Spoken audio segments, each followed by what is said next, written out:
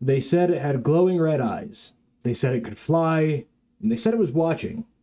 And then a year later, a bridge collapsed. Tonight on Dead Range, we're going to be talking about the legend of the Mothman, the conspiracies that surround it, and whether Point Pleasant, West Virginia witnessed a monster or a warning.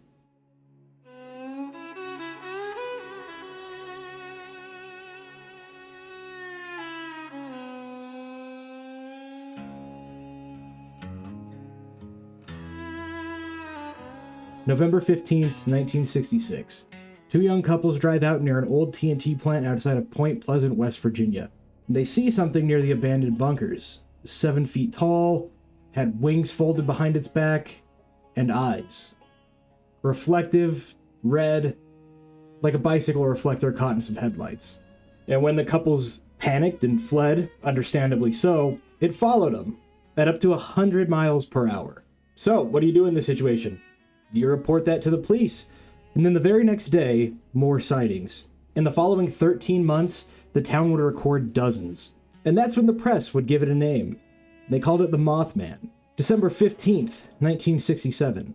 The Silver Bridge that connected Point Pleasant, West Virginia to Ohio collapsed into the icy river below. 46 people died. And here's where the legend solidifies, because all of the sightings of the Mothman stopped immediately following the collapse of that bridge. There was no gradual fade, there were no lingering encounters, it was just silent. And the prevailing theory is that the Mothman wasn't a monster at all. It was an omen. He was a harbinger of disaster. Because Point Pleasant in 1966 wasn't only seeing the Mothman. They were seeing lights in the sky, and UFO sightings were off the charts. And then came the Men in Black. No, not the Hollywood version. Will Smith wasn't getting jiggy in Point Pleasant. Eyewitnesses described pale. I told you it wasn't Will Smith. Strange men. Just kidding, that's kind of like Will Smith. Asking questions about the sightings, driving black Cadillacs, and acting off. They displayed robotic speech, odd facial features, and threatening behavior. And this is where the legend intersects with paranormal researcher John Keel, who investigated the case, and then he wrote the Mothman Prophecies, which also is a fantastic movie and everybody needs to go watch it right now. Keel didn't just believe that Point Pleasant experienced a creature, he believed it was something bigger. He theorized about interdimensional intelligence. He theorized about something that appears before catastrophic events, and something that could possibly feed off of fear. Here's where the conspiracy threads tighten.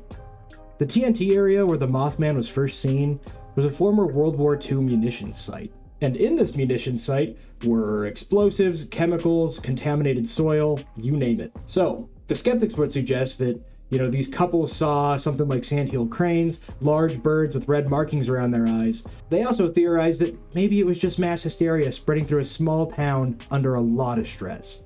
Or was the government testing something? Experimental aircraft, psychological operations, radiation-induced munitions. There's got to be something going on. Because remember, this was at the height of the Cold War, and West Virginia had military storage sites all over the place. And the US was actively experimenting with classified technology. And so when you combine UFO sightings, Men in Black, a winged humanoid, the bridge collapsing, and a Cold War weapons facility, you don't only get folklore, you get a pattern, or at least something that feels an awful lot like one. The Mothman wasn't the first winged omen reported in history. In 1877, people described a winged human over Brooklyn. In 1953, flying humanoids were reported over Czechoslovakia. And even ancient texts refer to winged watchers and spirits appearing right before destruction. Even biblically, you see moments where divine messengers appear right before judgment. Now, I'm not going to say the Mothman is an angel, and I don't really want to go down that rabbit hole because that's not what we're talking about here. But that would kind of be a fun conspiracy to explore. I'll have to do that in a future video. But nevertheless, the pattern of appearance before a catastrophe is ancient, and it's deeply embedded in the human consciousness.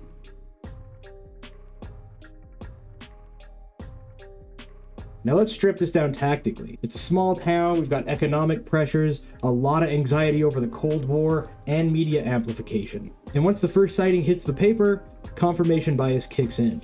Every shadow becomes wings, every red reflection becomes eyes, and so on. Mass sighting events follow the exact same structure. It starts with a triggering event, media coverage, rapid increase in reports, a major event, and then a sudden drop-off. And that's exactly what happened in Point Pleasant.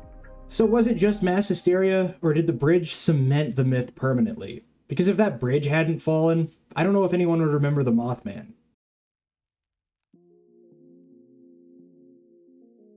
Let's get into something a little bit unsettling. Since 1967, multiple people have claimed Mothman sightings before other disasters. The Chernobyl meltdown, the Minneapolis bridge collapse, and even 9/11 rumors. Now, none of these are verified, but the myth does persist, and here's why. People look for meaning in tragedy, and an omen is strangely comforting. It means that at least someone or something knew that the chaos wasn't random. Now, if we treat this like a field analysis, what truly are our options? Was it unidentified wildlife?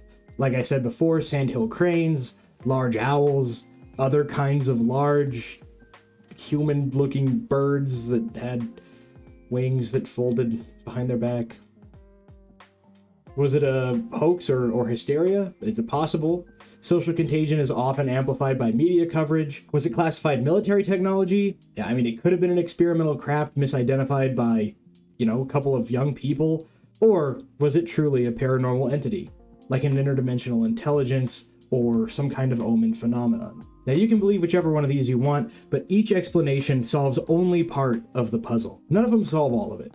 But the timeline itself is what keeps the legend alive. 13 months of coverage, a bridge collapses, and then nothing but silence.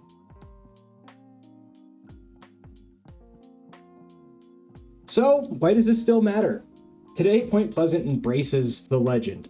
There's a statue, a museum, an annual Mothman festival. That actually sounds pretty sweet. I gotta text my wife. The town that once feared the Mothman now celebrates and profits from it. But underneath all that tourism, there's still that lingering question. What did those kids see that day? And so maybe the Mothman truly was never a monster. Maybe it was just a mirror, a reflection of fear during one of the most anxiety-driven decades in American history.